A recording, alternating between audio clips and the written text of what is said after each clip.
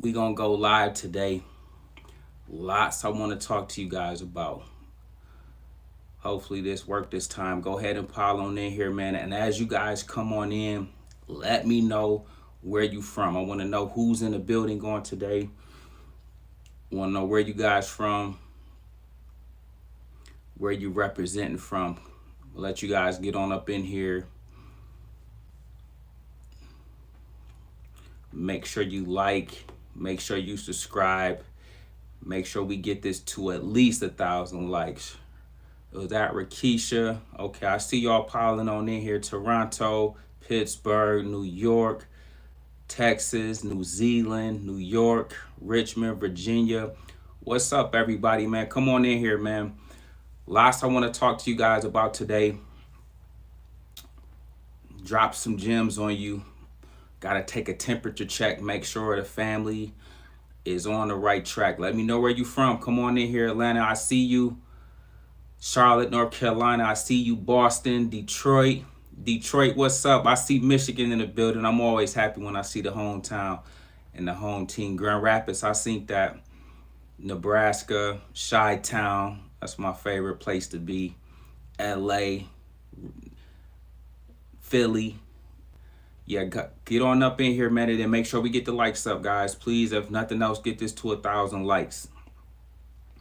Okay. I'm going to do a real quick recap. All right. The market, I would call the market a pretty flat day. It did a whole bunch of nothing. Went down, went up, basically ended flat on today. Okay. Houston, I see you. Detroit, I see you. Costa Rica, beautiful place. I see you. Columbus, Ohio. Orange County, Palm Beach. Check this out, guys. Make sure you hit the likes. Make sure we get up to 1,000 likes ASAP. All right. Really quick market recap, and then we going deep dive into some things I want you guys just to know from a perspective of an overall wealth building point of view. Okay. Market, guys, we had a Tesla setup that we were looking at in last night's video. I talked about 174 being our target today. Obviously, it closed at 174.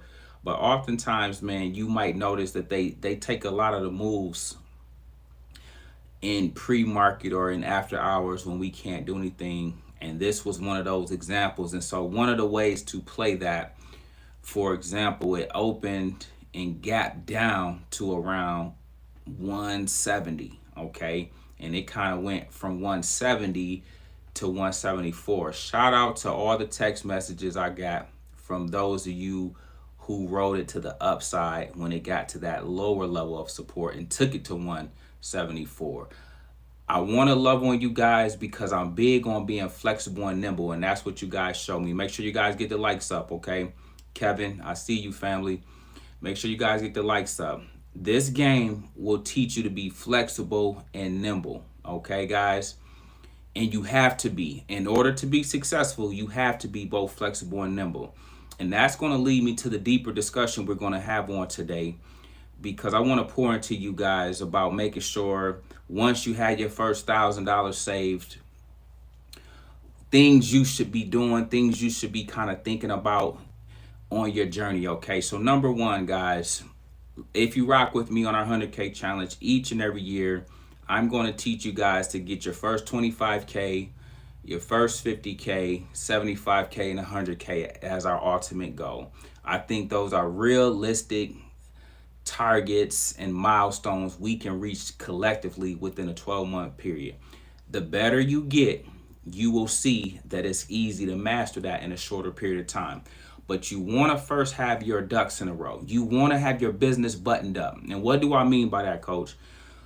Having your business buttoned up simply means beyond investing, you have your other affairs in order, meaning you have your savings account set up. You have a high yield savings account. You have a money market account. Let me know how many of you guys have a high yield savings account, a money market account, in addition to your bank account. Okay, these are three vehicles that you want to make sure are in place. Nothing beats the stock market, but I'm going to lay out a plan for you all in terms of how you You want to make sure you're building each bucket so it serves you on your journey, okay? Yep, you got to eliminate debt. That's exactly where I'm going with this. On the road to saving your first $1,000, part of that that's going to help you get there, guys, is eliminating debt. I'm going to always be transparent with you guys and tell you my journey in hopes that it inspires, okay? You have to eliminate debt. That is number one. I often say this every video. At the end of every video, for those that you rock with me to the end, I say most people see the end result, but very few consider the journey. On my journey, make sure you guys get the likes up, okay? Make sure you guys get the likes up. On my journey, what gets overlooked all the time is the elimination of debt. When I eliminated the debt, meaning when I became debt free, way before this YouTube wave, way before it was cool to be in the finance space, way before anybody was on this, when my wife and I became debt free, okay, that opened the floodgates to everything else. But before I talk to you guys about everything else, let me start with the debt free piece and how $1,000, once you get that saved, can be so critical on your journey, okay? When you are on the road to financial freedom, you want to get rid of all consumer debt, credit card debt, anything you can to not have to pay the man. You don't want any money. You want to reduce the amount of money you have going out. You want to reduce that as fast as you can. And so, guys, there were years where I made a commitment that, you know what, I'm not traveling this year. I'm going to take 12 months off of traveling. Make sure you guys get the likes up. I'm going to take 12 months off of traveling so that the money I would have spent on trips and plane tickets and hotels, I could then begin to throw a little bit more at the debt that I had lingering out there. Okay. I can throw some of that at some of my student loan expenses, or when I had a house payment, a mortgage payment, or a house or a car payment, whatever the case may be. I was intentional about doing those things and lining my life up in that order. And maybe a 2-year, 3-year focus of just being really intentional about getting that stuff taken care of allowed me to be completely debt free. So then, boom. All my life, listen to this, guys. This is going to change your life right here. All my life, and most people that come from very little, humble beginnings, if you will, make sure you guys get the likes up. All my life, I was always accustomed to paying bills. So when I, for the first time, no longer had bills to pay, guess what, guys? I didn't even know. I just felt like a fish out of water. I didn't even know how to feel. And one thing that did was showed me, wow, we are so accustomed as everyday people paying bills every time we get paid. That's why we can't fully get ahead. So check this out, guys. When I got debt free, I was so accustomed to paying bills. All I did was I kept all my bills written down. I had a credit card at Chase. I had a Bank of America card. I had my Verizon bill. I had DTE. I had Consumers Energy. And what I end up doing, guys, was saying, you know what? I'm already accustomed to paying this every time I get paid, at least once a month. Now let me let me pay myself. Let me put this in my brokerage account, in my stock market portfolio. Let me put this in my VTI, in my long-term investments. Let me put these same payments that I was making into my dividend plays. And guys, check it out. What that began to do, okay, I was able to now put $1,000 up in my savings. Now that I had $1,000 up, now I was able to allocate $1,000 towards my long-term investments. And I did that for 10 straight years. Okay. And then because I'm competitive, I made a competition out of it. Like, man, you know what? This first year I got 13,000 in there. Next year, let me try to beat 13,000. And then I was able to get 15,000 in there. And every year it became a battle between myself. It became a battle between me being better than I was previously.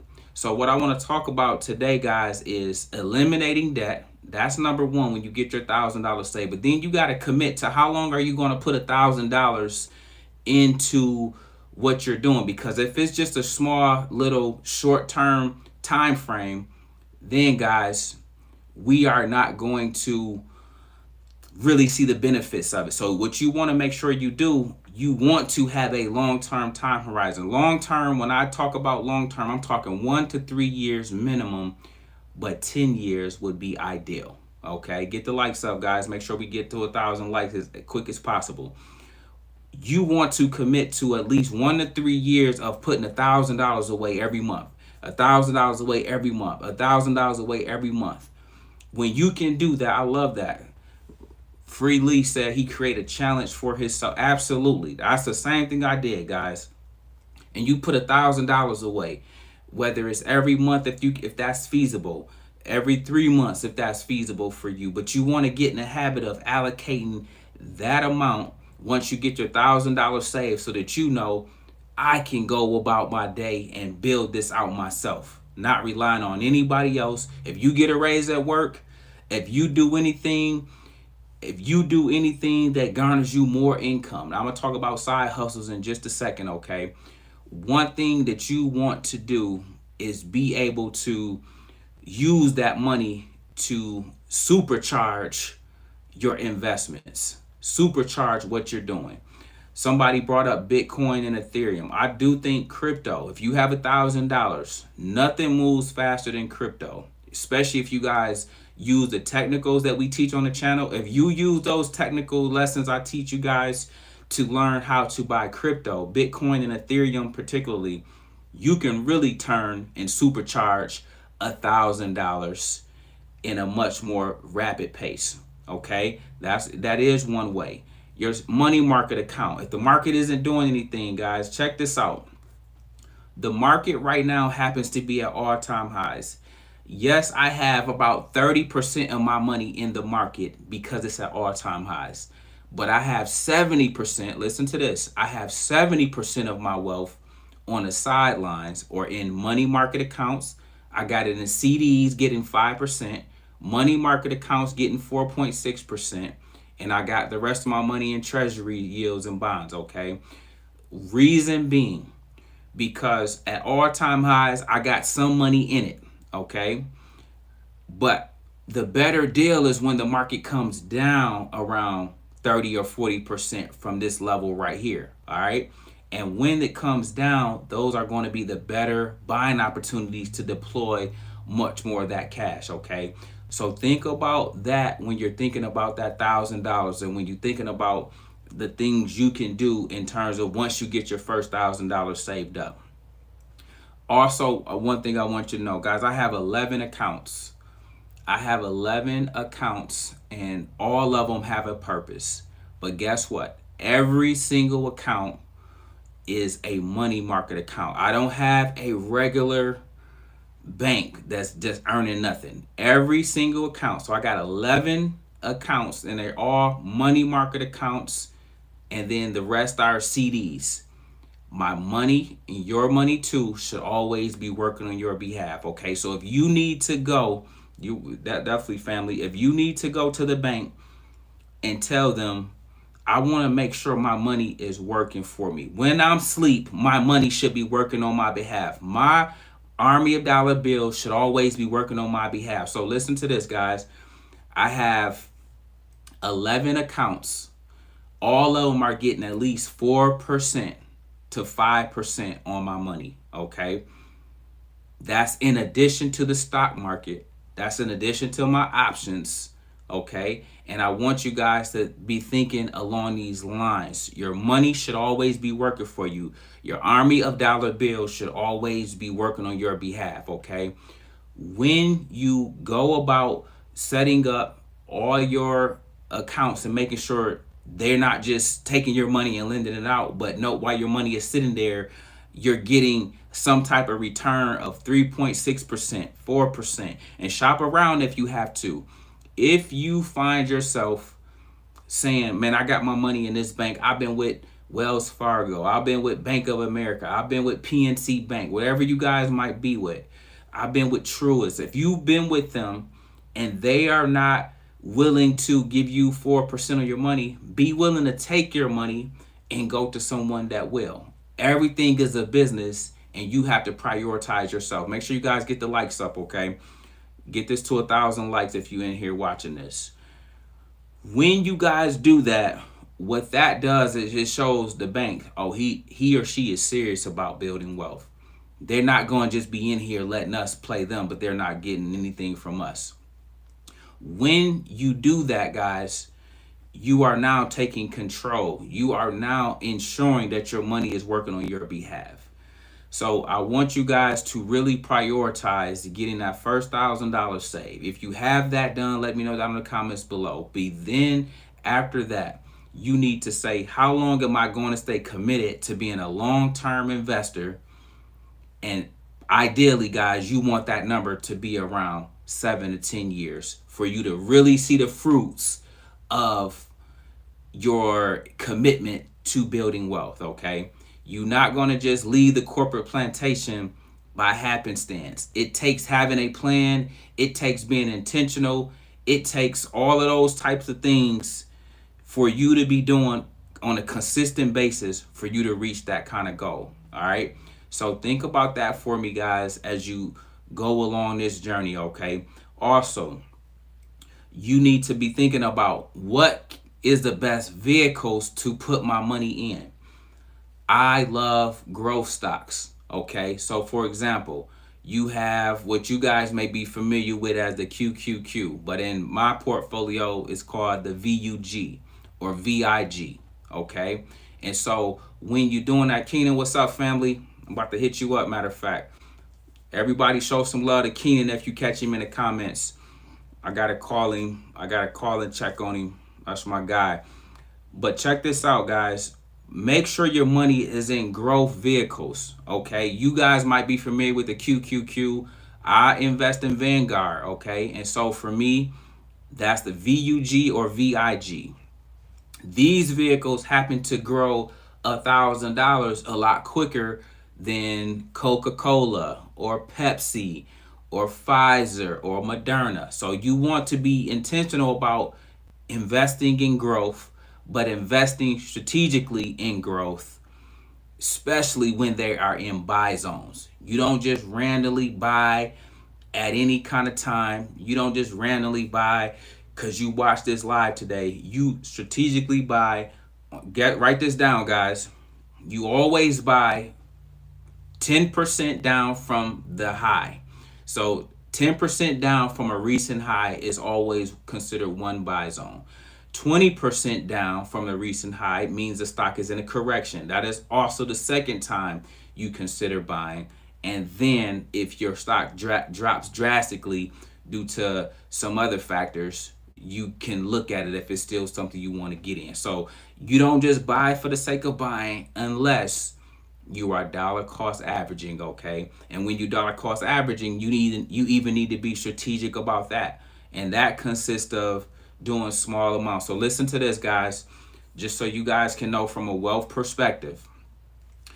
When I'm dollar cost averaging, okay, I'm dollar cost averaging $1,500 at a time. So $1,500 at one price point, $1,500 at another price point, $1,500 at another price point. But watch this. When it hits my buy zone, you guys ever hear me talk about backing up the Brinks truck?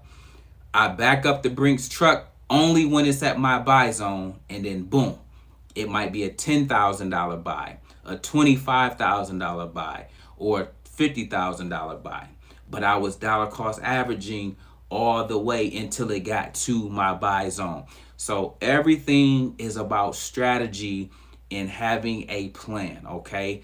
Don't go about this in any kind of fashion just thinking you're going to do it by the seat of your pants. You want to make sure you have a very, very strategic plan and an outline for how you want to do it. Matter of fact, you guys might like this. All of my buys my big buys, okay? Because I buy in buy zones and I dollar cost average the rest of the way. All of my buys are on limit buy orders. Therefore, like for example, we are going to next big play we should hit should be Nvidia, okay? For example, but my buy zone is 730. I already have a order at that price point for whenever it get down there. I don't know when it get down there. It can be next week, it could be next month, it could be next year. But I got something in place for 730, a big buy order at 730. I got a not as big at 830, okay? But my point is it's already in place. So when that number is hit, boom, I don't have to watch it. I can go live my life. I can pour into you guys. I can talk to you all. And from there, guys, I'm able to know that I'm buying quality at a great price, at a discount, knowing that I'm going to reap the benefits at a later date. It's called delayed gratification, guys. Get the likes up. If you in here, get the likes up. Make sure this get to 1,000 likes, okay? But with that being said, man, I have to keep coming back to the point of when you get your first $1,000 save, I want you guys to consider crypto, Bitcoin, and Ethereum being number 1 and 2 for exponential growth, okay? Make sure you do your research and that you know what you're investing in. If you don't, you stay away from it, okay? Then you need your blue chip quality stocks. You can go with the Magnificent 7 to make it easy, or you can go with something like the QQQ or a tech growth ETF, okay? You want to see $1,000 in stuff like that in order for you to see that go from $1,000 to $200, okay? And if you can do that, guys, then you can start seeing what's possible if you can get more money in there, okay? If you can get more money in there, the more money you can get in there, the better. And then guess what? The more money you get in there, it don't have to go up as much for that same amount of profit to be achieved. So you want to think of it like that. That's why we talk about getting from 125 shares. We want you guys to eventually strive for that 1,000 shares. Watch this, guys. It's a real quick secret for you all on your investment journey, okay? Lateral to trading options, because options is 100-fold, okay? So there's nothing better than options, but there's a risk associated with options that when you're wrong, they let you know about it. It's unforgiving, okay? But when you're investing, what you're able to do, guys, is when you can get 1,000 shares, it changes the game. It busts the game wide open, okay? And so understand this, when you can get 1,000 shares, and listen, you don't need more than 10 total plays. Really, less is more as an investor. If you can get 3 good plays, if you can get 5 good plays, that is good. I'm talking about stocks, guys, ETFs and stocks.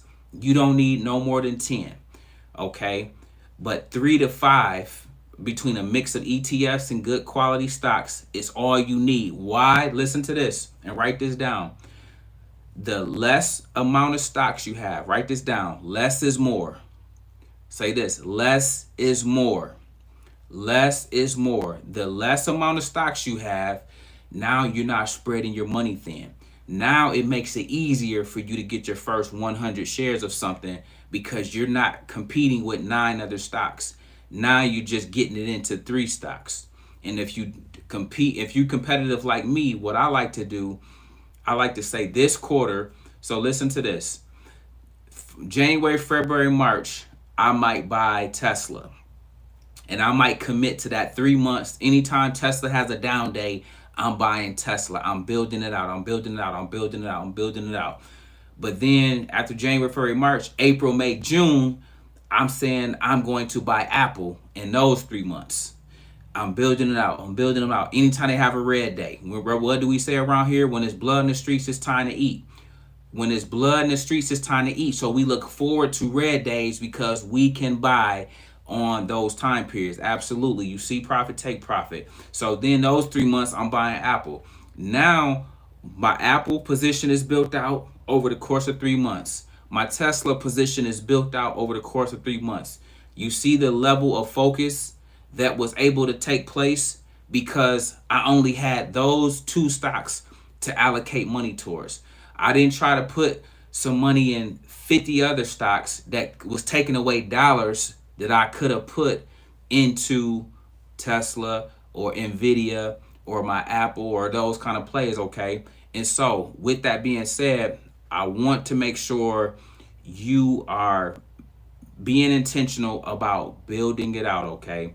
That's what it's going to come down to. So do me a favor, guys. Make sure, number one, you got your first $1,000 tucked away in some kind of money market account. We don't do banks, okay? Money market account or a CD or a high yield savings account.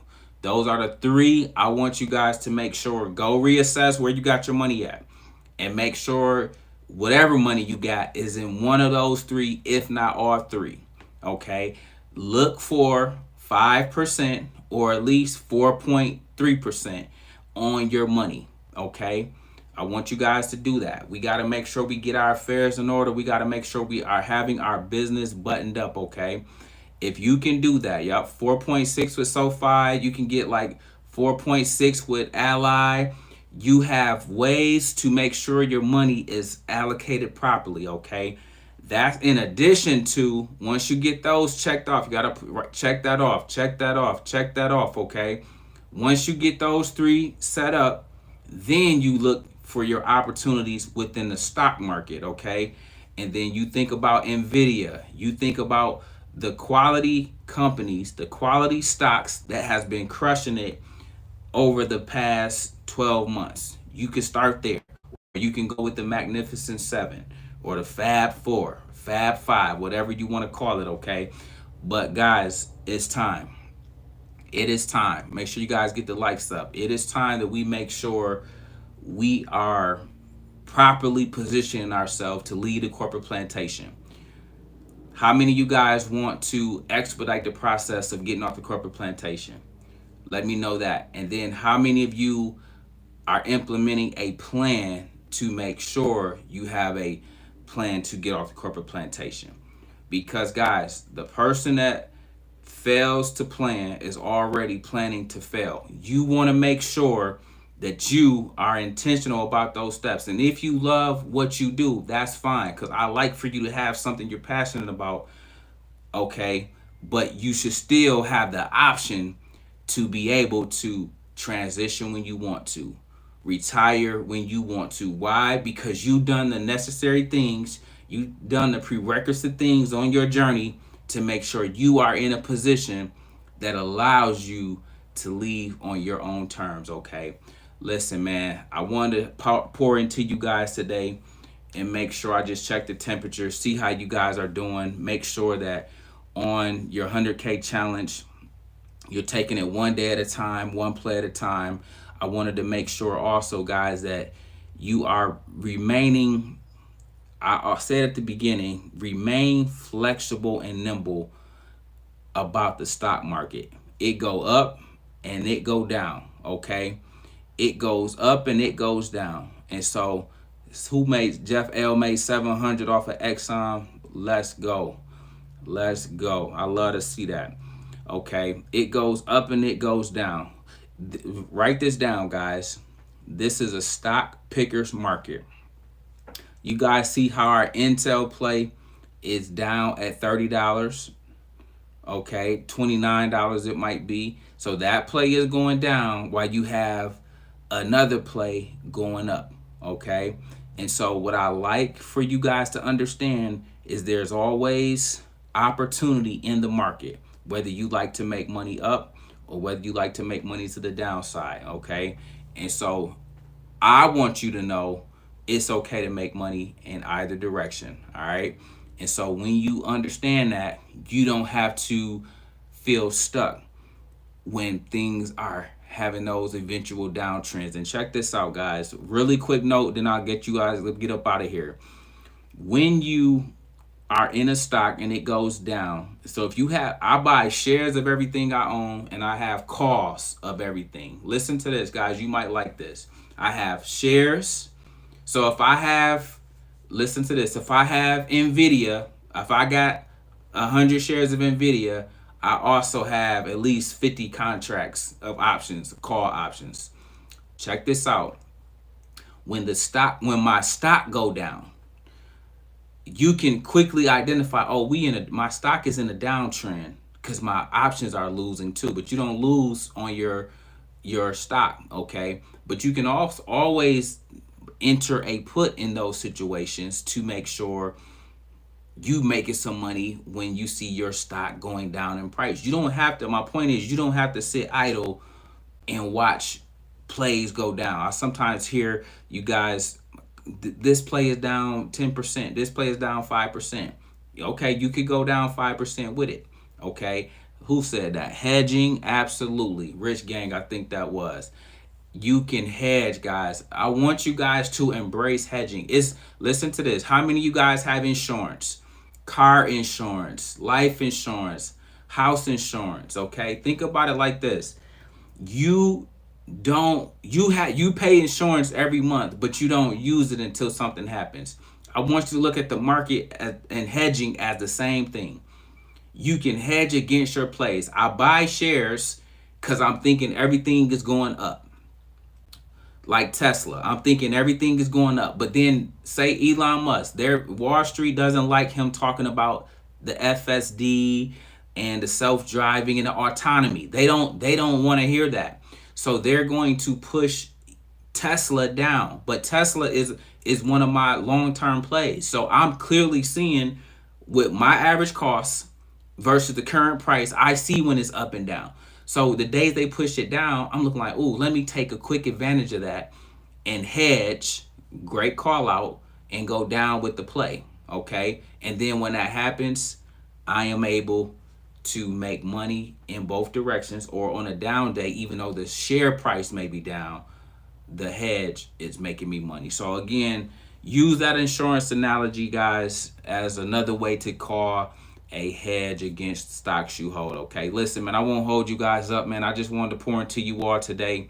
Make sure that everything is all good. Be in the Discord first thing in the morning. We will get after it.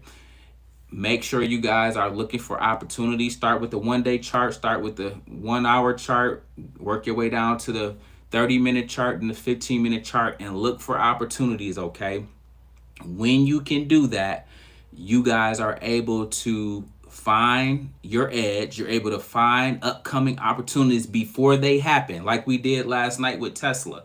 We found that before it happened, although they took the move in pre-market, okay? However, regardless of that, you can do that time and time again, okay? Get the likes up. Make sure we get this to 1,000 likes. When Jeff L said the pre-market support levels I follow. Really quick lesson about that before you guys go. Always look at pre-market in the morning and look at the levels, meaning how high they let a stock go and how low a stock was. Typically, that day or the next day, those levels will be revisited again, okay? With that being said, man, I hope you guys are blessed. Hopefully, you guys enjoyed today's conversation, making sure you get your first $1,000 saved, and then what you should do thereafter. All right. With that being said, guys, we make videos like this every day. So if you like this one, make sure you check out the next one. Remember, most people see the end result. Very few consider the journey. So do me a favor. Don't forget to like, subscribe to the channel. Make sure you guys grab some free stocks using my link below. And I'll catch you guys in the next one. Peace.